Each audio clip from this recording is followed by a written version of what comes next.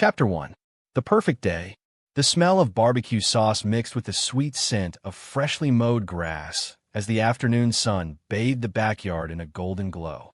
James stood by the grill, flipping marinated ribs with practiced ease, the tongs clicking with each turn. A soft breeze rustled the string lights above the patio, and faint laughter echoed from the open kitchen where family bustled in and out, carrying trays of food and pitchers of lemonade.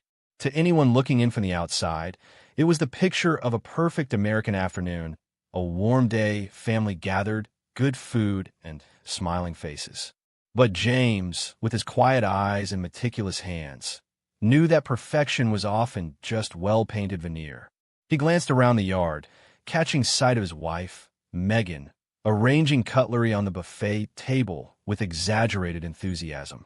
Her sundress fluttered lightly around her knees, her long hair braided over one shoulder. She looked beautiful. She always had. But lately, there was something behind her smiles, an edge to her tone, a distance in her eyes. Something cold. James turned back to the grill, pressing down the sizzling chicken thighs with a quiet sigh.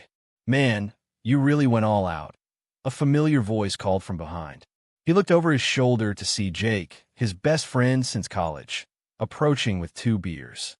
Jake handed him one with a grin that bordered on smug.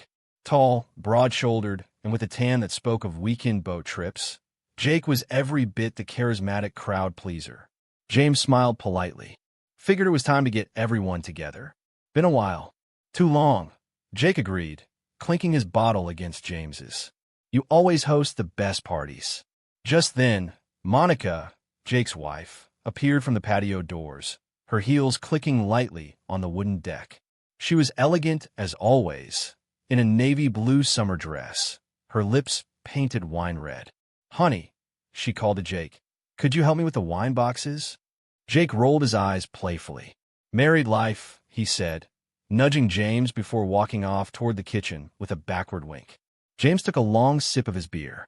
The guests were arriving in full now, his parents, her parents, a few old work friends, cousins, and neighbors.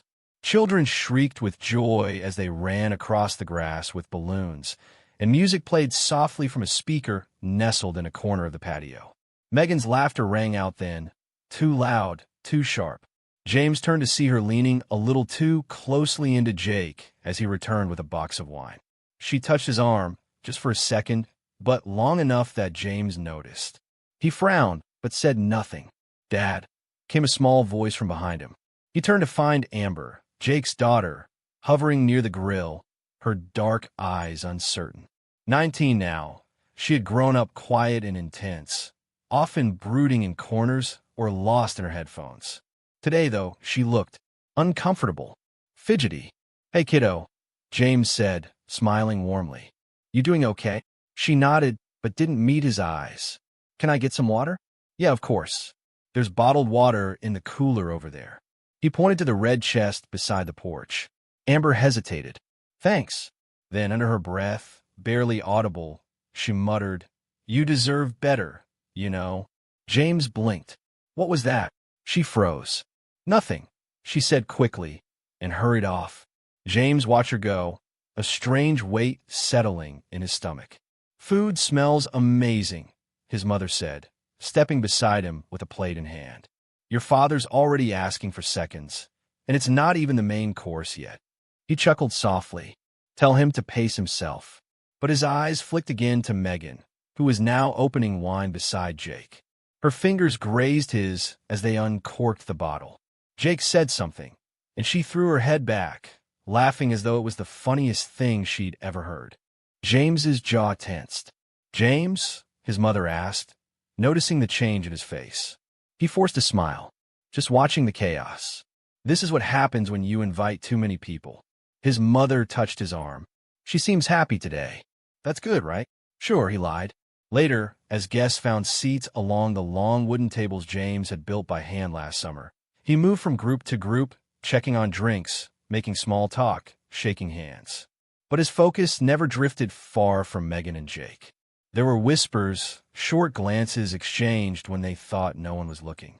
Monica stood stiffly beside Jake, her smile tight, her hand never resting on his arm like it used to.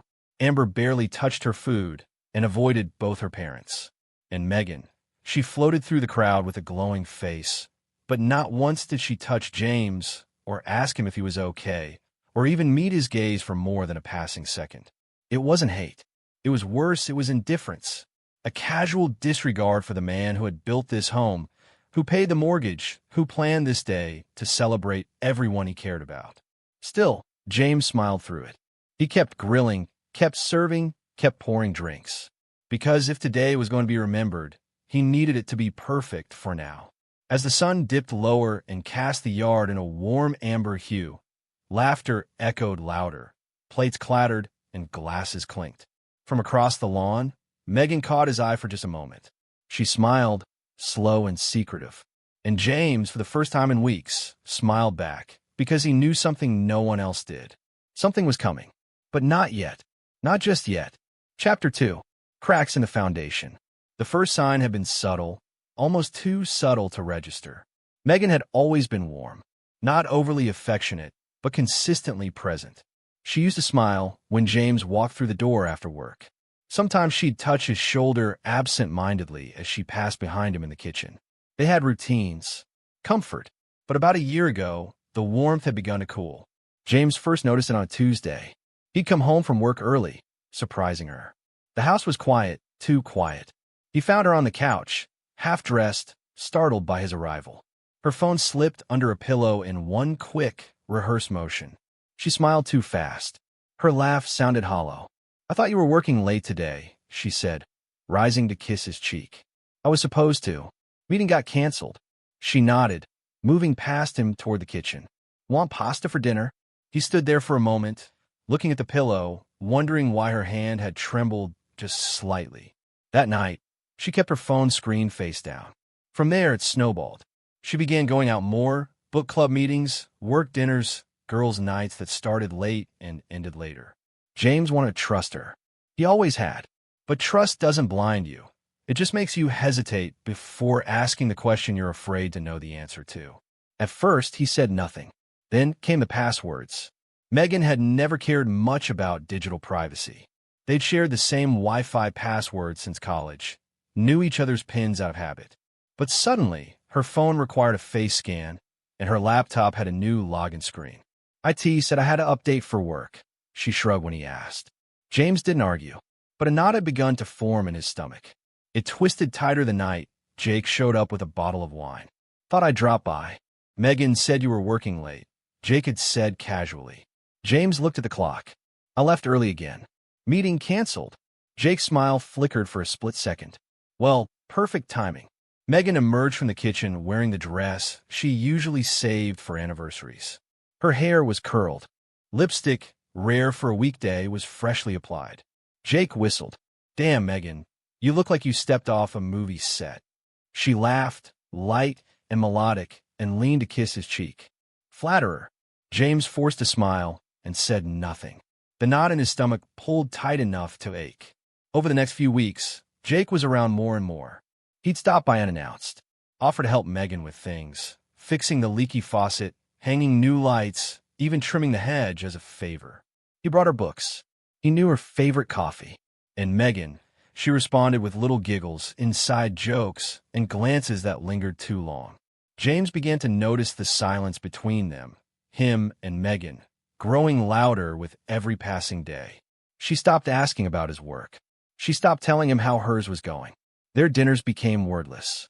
When he reached for her hand, sometimes she flinched like the touch startled her. He lay awake at night while she scrolled on her phone, the glow lighting her face, her fingers moving swiftly across the screen.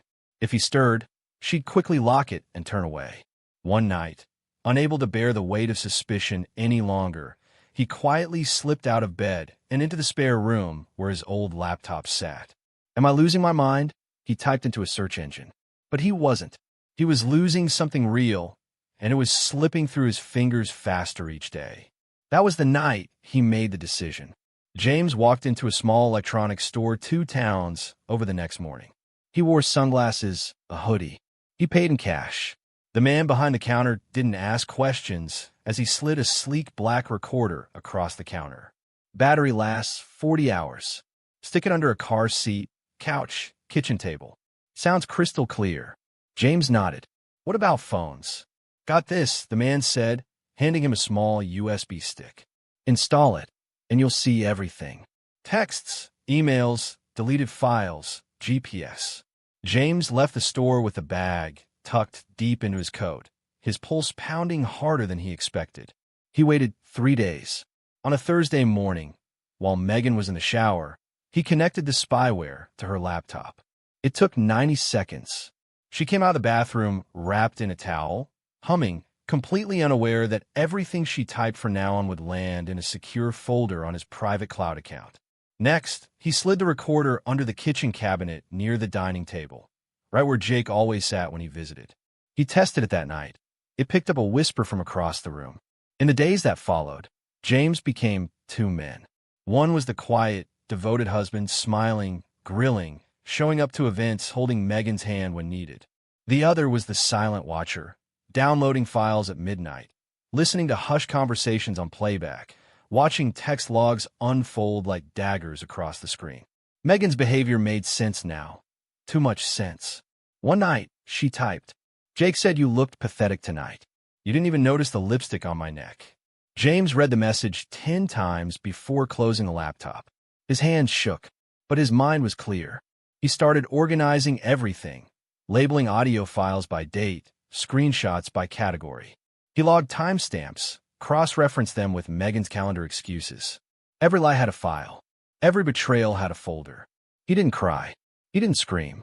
He documented, because when the time came, he wouldn't confront. He'd expose. Chapter 3. The Revelation Plan.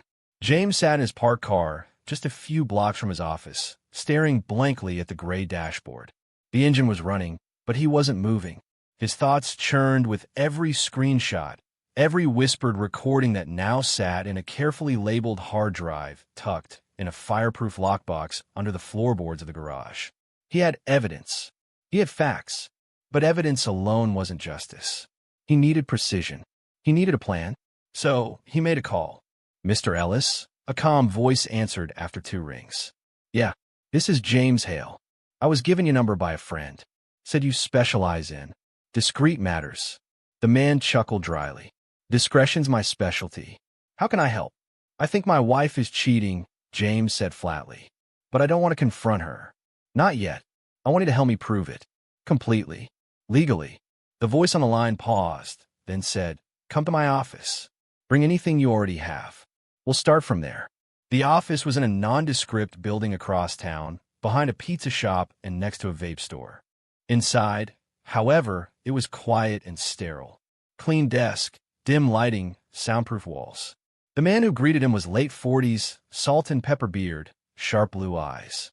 He introduced himself simply as Mason, no last name given. James laid out his evidence. Audio recordings, spyware logs, screenshots of text between Megan and Jake, some crude, some intimate, others blatantly mocking James himself. Mason examined everything with a cold, professional detachment. "You've done half my work already," he said finally. "But you want more, don't you?" James nodded. "I want every rock turned over. I want every secret she thinks she buried to come up in flames." Mason tapped his finger on the folder. "I'll set up GPS trackers. One for a car, one for Jake's. I have a guy for phones. You'll need someone better than spyware. Someone who can break into encrypted apps without leaving a trail." "You trust him?" James asked. He used to work in cybercrime division for the state. Got tired of red tape. "He's expensive, but surgical." "Do it," James said without hesitation. Over the next 2 weeks, James became a phantom in his own life. He woke beside Megan and kissed her good morning. He laughed with Jake at weekend cookouts. He chatted with Monica about work and asked Amber how school was going, all while Mason sent him daily updates. Megan had 3 book clubs scheduled in the month. None of them had book-related locations. Instead, she was tracked to a high-end hotel outside the city, a spa with a reputation for off-the-record hookups, and most damning of all, a house linked to what Mason called open marriage clubs.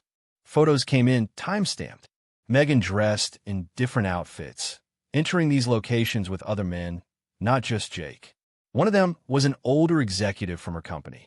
Another, a man half her age who appeared more than once on different nights.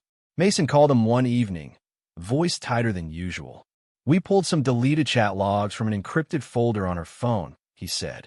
"Your wife's been involved in what they call consensual non-monogamy groups, but she never listed you as a participant."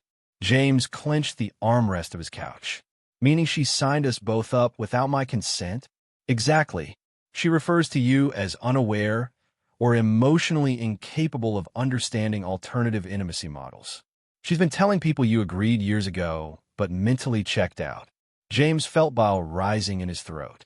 "She dragged my name into her lies. That's not all," Mason added carefully. "Medical records, too." James sat up. "What?"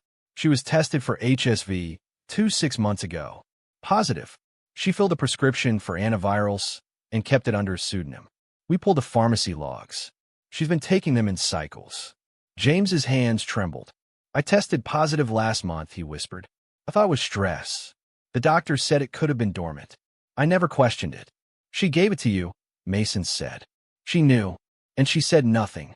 James stood in his living room, staring at a framed photo of their wedding day. Megan's smile beamed from beneath her veil, her hands in his. He remembered her vow. "You are my safe place." It was now a cruel punchline. Later that week, James was reviewing new footage from the tech expert, camera clips of Jake's truck pulling into their driveway at odd hours, sometimes when James was at work. In one clip, Megan stood at the door in a robe, let Jake in without a word, and kissed him before they even crossed the threshold. It wasn't rage James felt anymore. It was clarity. They thought he was a fool, that he was asleep at the wheel while they built their little kingdom of lust and betrayal under his roof. But they didn't know he was awake. And then came the twist he never expected. It came from Amber. Mason had extended the investigation to include Jake's phone records, trying to build a timeline that matched Megan's secret rendezvous.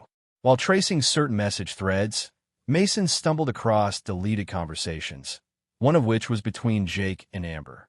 But the tone wasn't friendly. It was hostile. "Amber, you think I won't tell Mom? You think I care about your reputation?" "Jake, keep your mouth shut. You know what I could do to you legally if this goes public." "Amber, then maybe I tell Megan instead. She deserves to know what kind of man she's screwing." James read the message thread 5 times. He stared at the timestamps, the escalation in tone. There was no outright confession, but enough to imply that something inappropriate, deeply wrong, had occurred between Jake and someone connected to Amber. A follow-up video message from Amber, partially recovered, showed her saying, "You think I need your money? I was going to destroy you anyway. Go to hell." James sat there in stunned silence. Jake wasn't just a backstabbing friend. He was hiding secrets even darker than infidelity. And somehow, Amber, bruised, broken, but still walking upright in his house, was the only one who seemed to see what was really going on. Chapter 4. Fire in the Blood. James sat in the dark, a glass of untouched whiskey sweating in his hand. Rain tapped against the window in a quiet rhythm, like the seconds ticking down to something inevitable. He had everything: photos, texts, videos. Undeniable proof of betrayal. But he hadn't moved. Not yet. The truth was, a part of him wanted to pack a bag, leave a note, and disappear. Let Megan and Jake rot in their pit of lies. Let them think they'd won. He could find peace somewhere else, somewhere far from the ruins of the life they shattered. But peace without justice? It felt like surrender. He stood, dumped the whiskey into the sink, and turned toward the box in his closet, the one marked receipts, though it held something far more damning now. Inside was a thick manila folder with 3 words written in bold, black ink. Final day plan. The next morning, he met Mason at a discreet diner off Highway 5. No cameras, no questions. "I want it airtight," James said as they slid into a booth. "No holes. No chance for them to twist anything." Mason sipped his coffee, then nodded. "We're nearly there. But I need to tell you something. It's worse than we thought." James froze. "Ow." Mason slid a new file across the table. Inside were screenshots, grainy but readable, of Jake chatting with someone named Kayla on a private messaging app. "Kayla, you said I was mature for my age. You lied." "Jake, Don't get dramatic. You knew what you were doing. Kayla, I was 16. You're my best friend's dad. James clenched his jaw so tightly his ears rang. Mason continued, voice low. Kayla is Amber's classmate. We verified it. Her birthday confirms she was a minor at the time of those messages. There's more. Photos. Explicit ones. James closed the folder. Jesus Christ, he's been careful, Mason said. But not enough. The backups from his cloud server gave us enough. The girl hasn't come forward officially yet, but with this, we have grounds to open a confidential police report. James stared at his reflection in the diner window. His face was calm, too calm. Beneath that, a storm churned. How do I file it without them catching wind? I have a contact at the department, Mason said. He'll flag it as under investigation, quietly. They'll begin surveillance and gather more. You won't be involved publicly until you want to be. James nodded slowly. Do it. That night, James sat at his desk, assembling his masterpiece. On one screen, a spreadsheet labeled Incident Log, listing dates, names, locations, cross-referenced with screenshots and timestamp photos. On another screen, folders titled Megan Texts, Jake Messages, GPS logs, and hidden camera footage. He clicked through each one, checking for gaps. Then he opened a recorder and began speaking, his voice calm, precise. This is James Hale. The following material has been collected over the course of 3 months.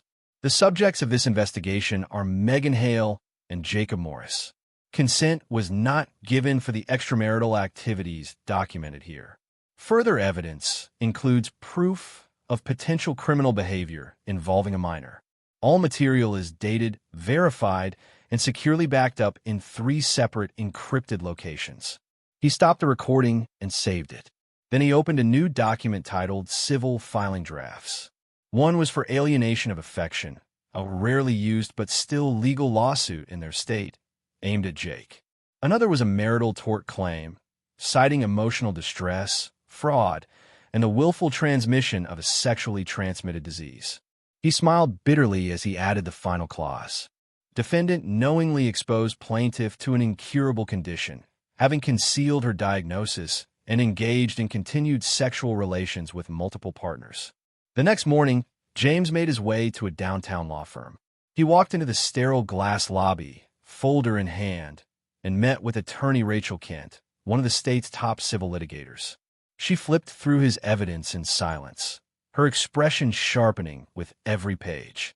I don't think I've ever seen this level of preparation from a client, she finally said. Is it enough? James asked. It's more than enough, she said. We'll file these quietly. No one will know until the papers are served, and even then, it'll look like nothing more than a procedural notice until they open them. But I assume you don't want it to stay quiet forever. No, James said. I want it loud. But not yet.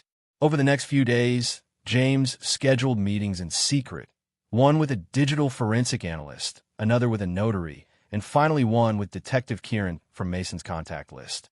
Each step added another lock to the vault of evidence he'd built.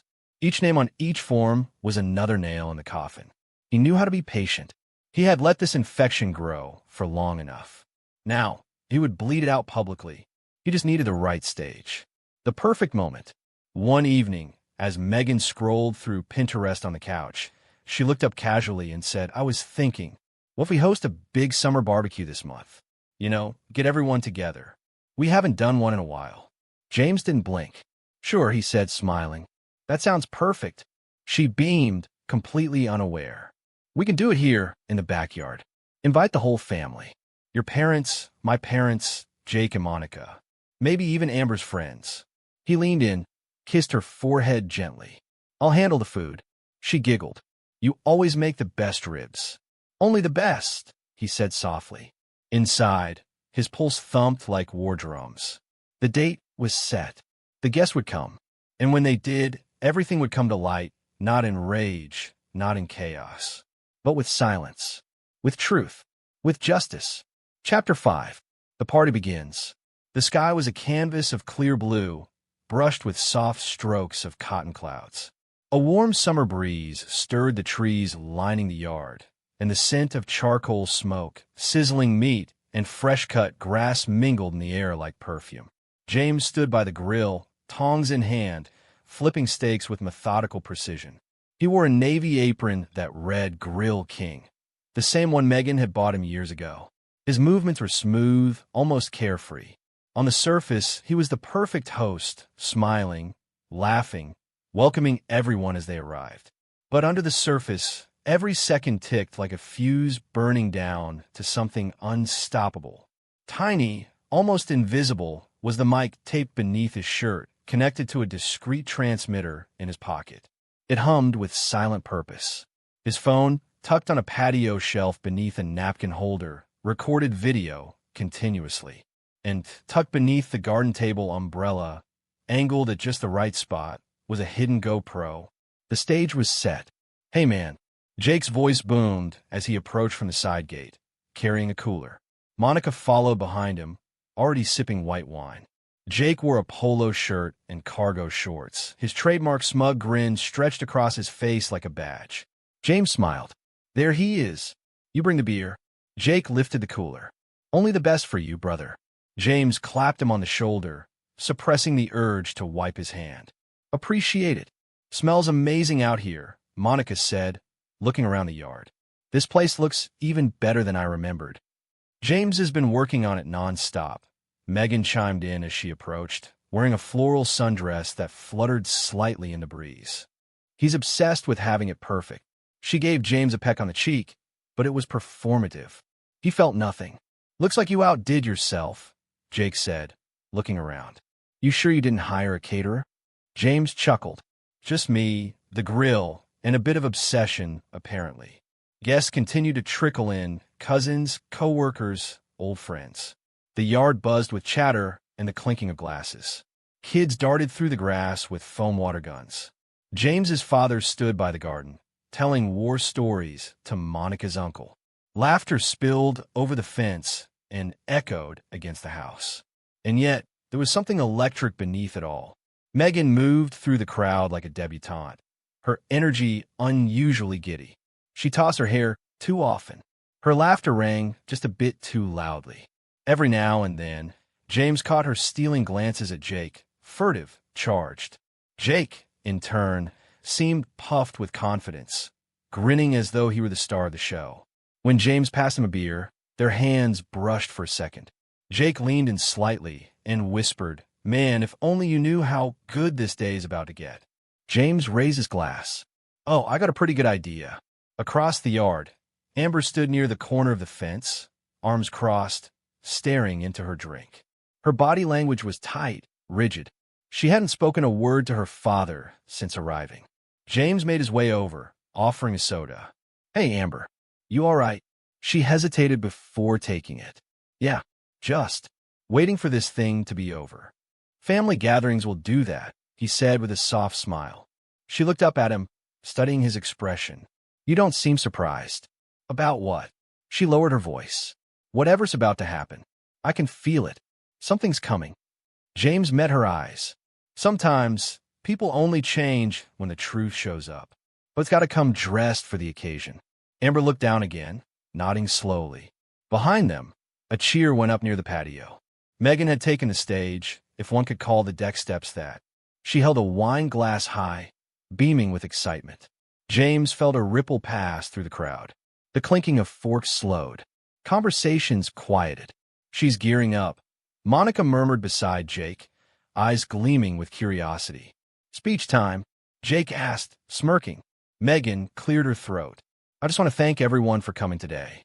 It means the world to me and to James. He's worked so hard to make this day perfect." James smiled, lifting his glass slightly. "Happy to do it." She turned back to the crowd. "I also have something special to share, but I'm going to save that for a little later." A few people cheered and hooped. "Tease," someone called out. Megan laughed, waving it off. "You'll want to be near the patio when I do. Trust me."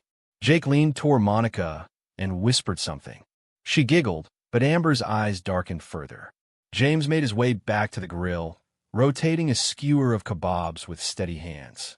His heart thumped quietly, steady as a war drum. The meat hissed, the fire crackled. Every move he made, every smile he offered, Every beer he handed out, it was all part of the theater. Inside, a pressure was building. The guests were laughing. Megan was glowing. Jake was cocky. Amber was watching. And James was ready. Soon, very soon, the curtain would rise. Chapter 6. The Bombshell.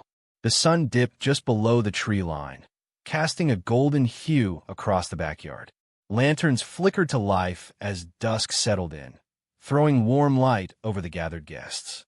Laughter echoed from one corner, while clinks of glasses rang out from another. The party had grown looser, louder. People were 3 drinks deep and leaning into conversations. James stood near the patio table, refilling ice in a cooler. From the corner of his eye, he saw Megan glide to the center of the deck. Her wine glass gleamed in her hand as she tapped it with a silver fork. Ting, ting, ting.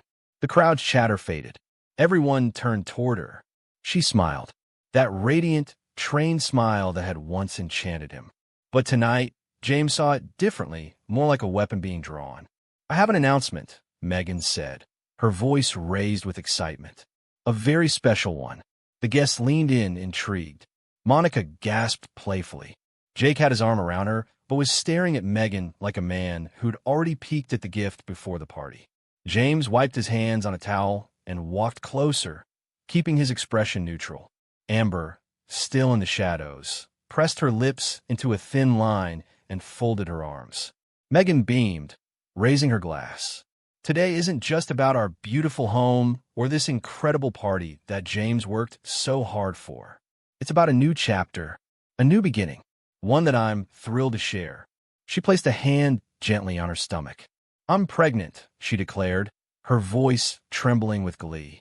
"We're having a baby." Gasps rippled through the crowd. James didn't move. Jake stepped forward, wrapping an arm around Megan. "Not just any baby," he said with a grin that could slice steel. "My baby." There was a beat of stunned silence. Then laughter. Awkward clapping. A few people whistled. One of Megan's friends shrieked. "Wait, what? Oh my God." Monica blinked, her smile faltering. Megan chuckled. I know. It's unexpected. But Jake and we've fallen in love. And we wanted to wait for the right time to share." Someone mumbled, "Is this like an open thing?" Jake nodded proudly. "We're all adults. No secrets anymore." A few of Megan's younger co-workers began clapping. A cousin raised his beer in a toast. Modern love, right? But not everyone looked convinced. James's father looked frozen. Monica's mouth had dropped open. Amber looked physically ill.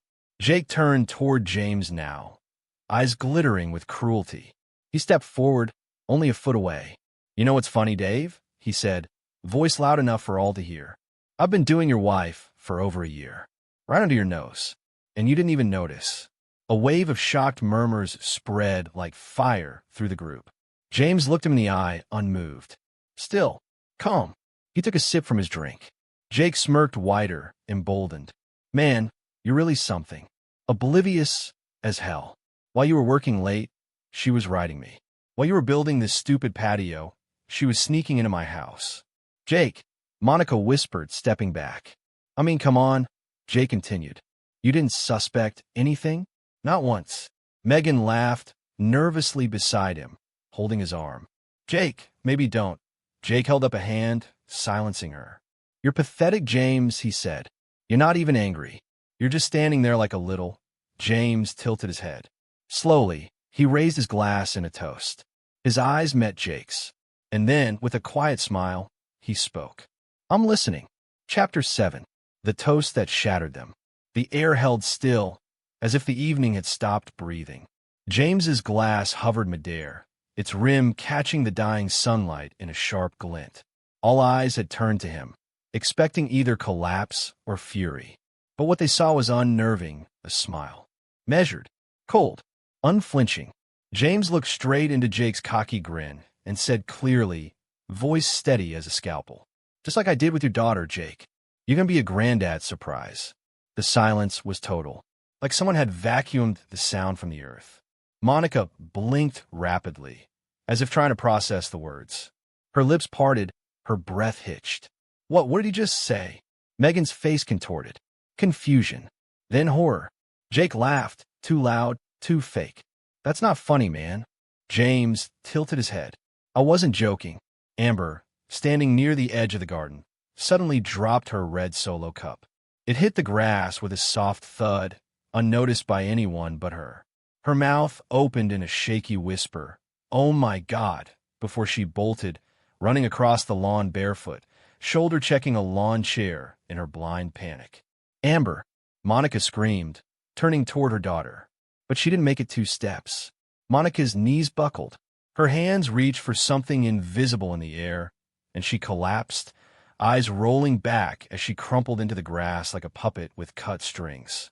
Gasps exploded from the crowd. Someone screamed. A wine glass shattered. Jake's smirk disappeared. His jaw clenched. "You're lying," he growled, stepping forward. James calmly set his untouched drink on the nearby table. She was lonely, angry. "You forgot her birthday. Twice. You son of a—" Jake charged. But James had anticipated it. He sidestepped just in time. Jake's lunge stumbled forward into the buffet table, sending a tray of ribs crashing to the ground. Plates shattered. A few guests screamed and scrambled away. James's voice cut through the chaos like a scalpel. "Touch me," he said, "and you'll be in jail before midnight." Jake turned slowly, panting, face red with rage. "You think this is funny? That you can just—" "Funny?" James's eyes hardened, no hint of the earlier smile. "No, but fair? Oh, absolutely." Megan moved between them, grabbing Jake's arm. "Jake, stop. Let's just go." "He's bluffing. He's just bitter." "You sure about that?" James asked, pulling out his phone from his back pocket. He tapped the screen once, held it up to her face. A faint voice crackled out, Amber's voice. "He thinks he's so perfect, but he doesn't know anything. If my dad keeps treating me like trash, I swear to God I'll burn it all down." Megan's mouth opened, then closed. Her face went pale. James lowered the phone, not bothering to play the rest. "Not yet." Jake's hands clenched into fists. "You recorded my daughter?" "I protected her," James replied coolly, "from a man who failed her." Jake's nostrils flared, but his eyes flicked to the guests around him, dozens of witnesses. Phones raised. "Cameras out. Try me," James added. "Take one more step." Jake stood frozen, body trembling. But he didn't move. Behind them, Monica groaned from the grass, slowly regaining consciousness. Someone rushed over to help her up. Megan looked at James with a mixture of rage and desperation. "You planned this," she spat. "You planned this whole damn thing." James finally met her gaze directly. "Correct." Then he turned to the crowd, still stunned, unsure whether they'd just witnessed theater, madness, or the collapse of something sacred. He didn't explain. He didn't need to, because the damage had already been done, and the storm hadn't even started yet. Chapter 8. Lights, camera arrest.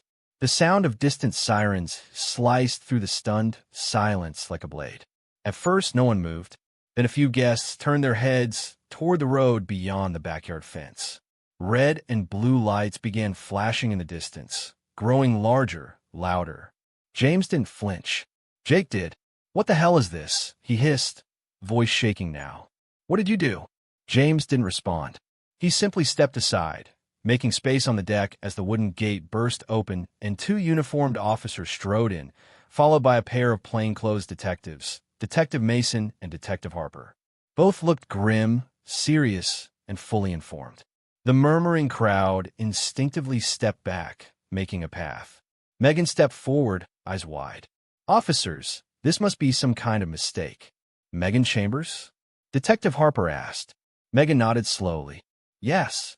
You're under arrest for reckless endangerment and knowingly transmitting a communicable disease without disclosure," Harper stated, removing a folded document from her jacket.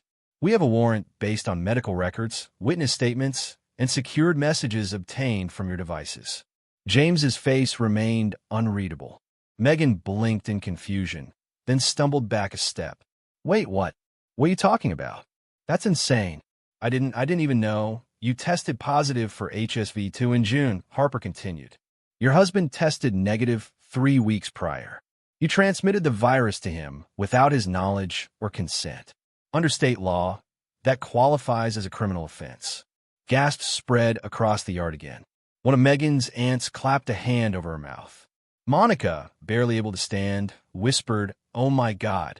James quietly stepped forward, placing a neatly labeled flash drive in Detective Mason's hand. "Encrypted," James said.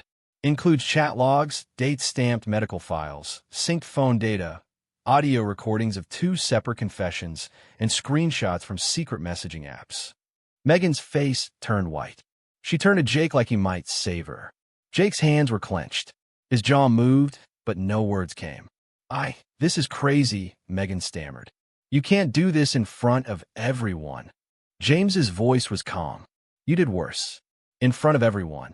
Harper pulled Megan's hands behind her back. "You have the right to remain silent.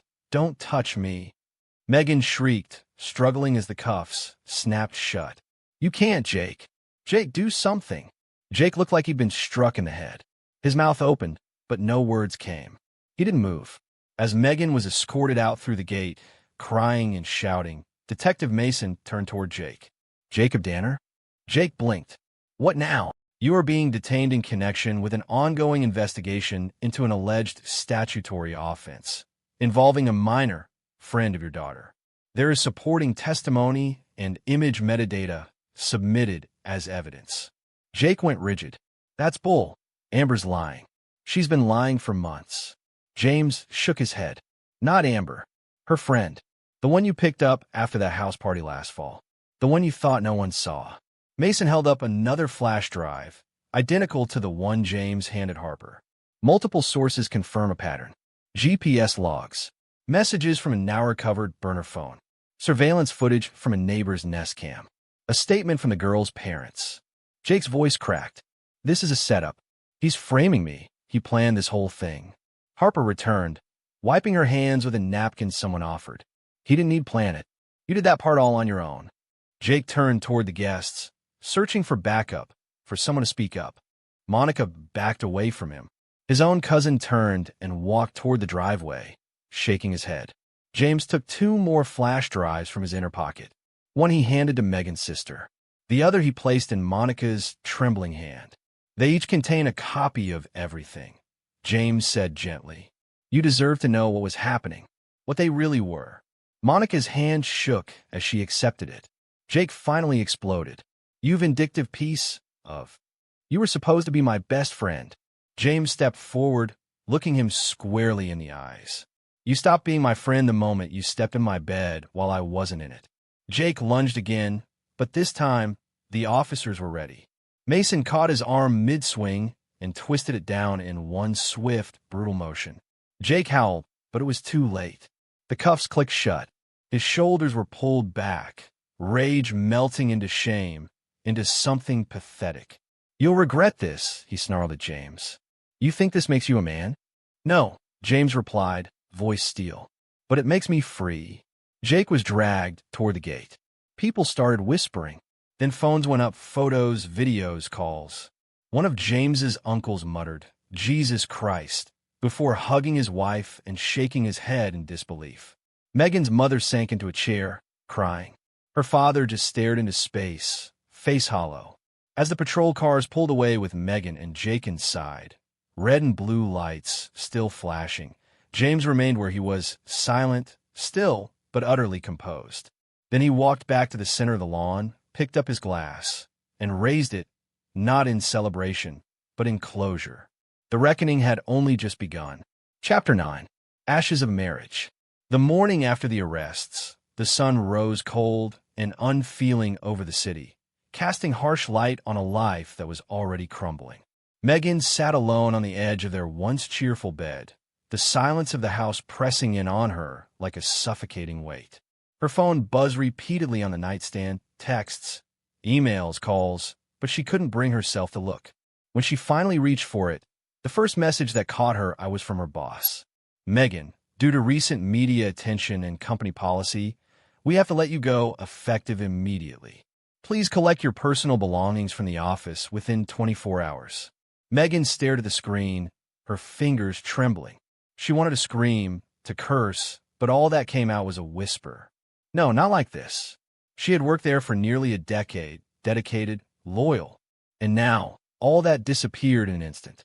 The public exposure had spread like wildfire, social media feeding on every sordid detail, every leaked screenshot. Her phone buzzed again, this time from her closest friends. The messages were curt, cold.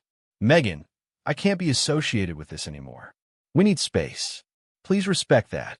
Sorry, but this is too much. Take care." Megan's chest tightened. Tears welled and spilled down her cheeks.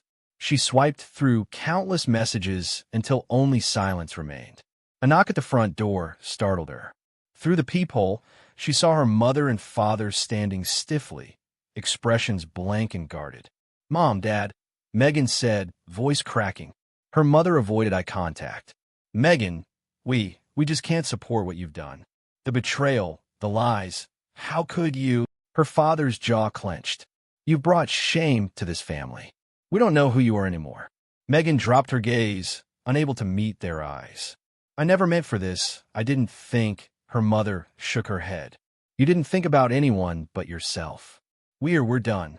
With that, they turned away, leaving Megan standing alone in the foyer, the sound of the closing door echoing like a verdict. Meanwhile, just a few blocks away, Monica sat at the dining table with her lawyer, a weary look etched deeply into her face. The recent revelations had rocked her world to its core. Her hands trembled slightly as she signed the divorce papers. The house, the custody of Amber, it was all coming down to pieces, but Monica was resolute. "I'm sorry it had to be like this," her lawyer said softly, sliding a folder across the table. Monica nodded, swallowing hard. "I never thought he was capable of something like this, but it's over. I'm done." Amber had already moved out, refusing to see her father after the scandal broke. She sent a single message to Monica that morning. "I'm not coming back. Not ever." Monica wiped a tear away. She's angry. Hurt. I don't blame her. Back at James's place, news outlets buzzed incessantly, the scandal dominating headlines. Jake's name was plastered across every tabloid and news site, alongside graphic accusations and legal filings. Civil suits poured in, alienation of affection, defamation, and more. The layers of his deception were unraveling in courtrooms and social media alike. James, however, kept a quiet dignity. He didn't post on social media. He didn't engage with reporters. Instead, he focused on rebuilding his life. He met quietly with his lawyer, ensuring every piece of evidence was cataloged and ready for the coming battles. When asked why he was so composed, James simply said, "The truth will always come out. I'm just making sure it does." One afternoon, James received a call from Monica. "I wanted to thank you," she said quietly, "for everything you've done. I know we haven't always seen eye to eye, but you gave Amber the courage to leave that toxic environment. For that, I'm grateful." James smiled faintly. "She's strong. She'll be okay." Monica sighed. "It's going to be a long road for all of us. But this was necessary." Meanwhile, Megan's world grew smaller by the day. Her social circle vanished. Former friends blocked her on every platform. The family she once took for granted had turned their backs. She moved into a small apartment on the edge of the city, barely able to pay rent on what little severance she received. One evening, alone and exhausted, Megan scrolled through social media, only to find her face paired with cruel memes, hateful comments, and merciless mockery. Her phone rang again. It was Amber. Megan's heart pounded, but the call went to voicemail. Megan left a trembling message. "Amber, please, I'm sorry. I never wanted to hurt you." Days passed with no reply. At Jake's trial preparations, the weight of his choices pressed down hard. His family fractured beyond repair. Monica was firm on the divorce. Amber had cut off all contact, and the courts were preparing to deal with the full extent of his crimes. The ashes of the marriage lay scattered, burnt by betrayal, deception, and shattered trust. Megan had lost everything: job, friends, family, respect. Jake was crumbling under the weight of impending legal ruin and family collapse. Amber was seeking distance, healing in no-contact silence. And James was finally free, standing alone but unbroken. Chapter 10. A Man Reborn. The courthouse steps were bathed in late afternoon sunlight as James exhaled deeply, watching the final papers being signed. The divorce was official. The legal battles were over. The weight that had crushed him for months finally lifted, if only slightly. He folded the documents carefully and tucked them into his briefcase. There was no celebration, no triumphal gesture, just a quiet sense of closure. He had won more than just a legal victory. He had reclaimed his life. Walking away from the courthouse, James felt a strange lightness he hadn't known for years. For so long, he had been trapped in a cycle of betrayal and anger, but now the chains were broken. The city buzzed around him, oblivious to the storm he'd weathered. He looked up at the sky, blue and endless, and allowed himself a small, tentative smile. Back at his apartment, James pulled open a dusty box shoved into the back of his closet. It was filled with old treasures, fishing gear, a guitar, and a stack of dog-eared books. These were the fragments of the man he once was, the man before the lies. He lifted the guitar, fingers running lightly over the worn strings. It felt foreign, yet comforting in his hands. That night, for the first time in months, he strummed a few tentative chords. The music was rusty, but it was his. Days turned into weeks, and James made a conscious effort to rebuild himself piece by piece. He signed up at the local gym, feeling awkward at first among the machines and sweating strangers, but he welcomed the physical challenge. The exercise helped release the tension coiled tight inside him, the bitterness and heartbreak. He also reconnected with his passion for photography, carrying his camera on quiet walks through the park, capturing light and shadow. The subtle beauty in ordinary moments gave him a new way to see the world and himself. One crisp morning, James sat in a sterile clinic room, nervously tapping his fingers on the tabletop. The nurse entered with his test results. "You're clear," she said gently. "No signs of infection or illness. Physically, you're healthy." James nodded, relief washing over him. Months ago, the thought of this moment had terrified him. Over the following months, James committed himself to healing, not just his body, but his spirit. He sought counseling to process the betrayal and the loss. The sessions were raw and exhausting, but gradually they brought clarity. He learned to let go of the rage and bitterness, to forgive himself for not seeing the signs, and to embrace a future free from deceit. His days grew fuller, slower but steadier. He nurtured friendships long neglected and started new ones cautiously, allowing himself to trust again. One afternoon, his phone rang. It was a familiar voice, Clara, an old friend who had checked in on him during his darkest days. "James, it's been a while. How are you holding up?" He smiled, warmth flooding through him. "Better than I thought I would. Thanks for asking." They arranged to meet for coffee, reconnecting over shared stories and laughter. For the first time, James felt the stirrings of hope, not for revenge or justice, but for joy. Months later, standing on a sunlit trail with his camera slung over his shoulder, James paused to take a picture of a blooming tree. The light caught his face, illuminating a genuine smile, the kind that comes from deep within. It was a simple moment, but for James, it was monumental. He was no longer the man shattered by betrayal and loss. He was reborn. Chapter 11. Epilogue. The park bench. The late afternoon sun cast long shadows across the quiet city park. A gentle breeze rustled the leaves overhead, scattering a few golden fragments onto the pathway. Megan sat alone on a weathered wooden bench beneath an aging oak tree. Her hands rested loosely in her lap, fingers trembling slightly, not from the cold, but from the emptiness that clung to her like a second skin. Around her, life moved on with careless rhythm. Children laughed as they chased after frisbees. Joggers passed with steady strides. Couples strolled hand in hand, their soft conversations blending into the ambient hum of the city.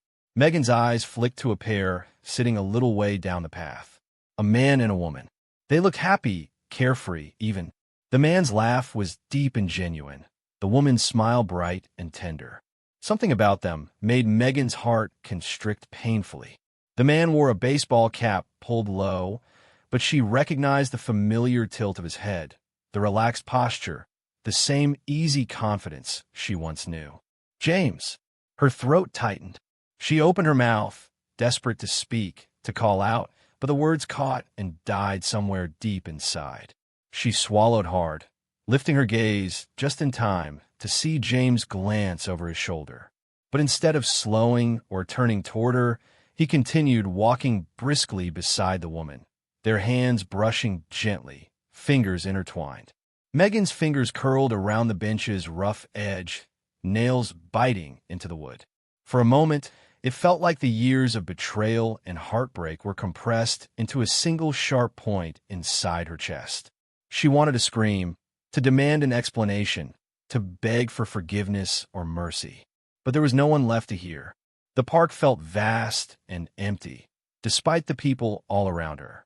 Megan's mind wandered back to the last few months, the arrest, the media storm, the empty silence of her phone, the cold looks of former friends and family. She had lost everything. Her job, her home, her reputation. The house she once filled with laughter was now just a memory. Monica's divorce had stripped Jake of his last remnants of stability, and Amber's silence was a wall she couldn't breach. She had thought she could survive it all. She had told herself she could start anew. But now, sitting here, watching life move on without her, the truth was undeniable. She was alone. A soft rustle beside her made Megan turn her head slightly. An elderly man with a cane had taken a seat on the bench at the other end. He looked at her with kind eyes, as if sensing the storm inside her. "Beautiful day, isn't it?" he said gently. Megan managed a faint nod. The man smiled warmly. "Sometimes it helps to watch the world move around you, to remember there's still life beyond pain." Megan's eyes welled up. "I used to have a life," she whispered. "Sometimes," he said, "losing what we thought was everything is the first step toward finding what truly matters." Megan looked away, biting her lip to keep from breaking down. She glanced again toward James and the woman. They had paused now, laughing softly, sharing a moment that wasn't hers. Her voice trembled as she finally spoke aloud, barely audible. "James," but he was already turning the corner, fading from sight. The woman gave him a gentle squeeze on the arm, their smiles glowing in the golden light. Megan's breath hitched, and she closed her eyes, tears spilling silently. She stayed there long after the couple disappeared, until the sky deepened into twilight and street lamps flickered on one by one. The park emptied around her, leaving only the whisper of the wind and the faint echo of memories. Her hands had loosened from the bench's edge, resting quietly now. A lone figure among strangers, unseen, forgotten. Megan took a deep breath, feeling the cool air fill her lungs. For the first time in a long while, she allowed herself to simply be, without anger, without hope, without expectation. The world moved on, and so would she.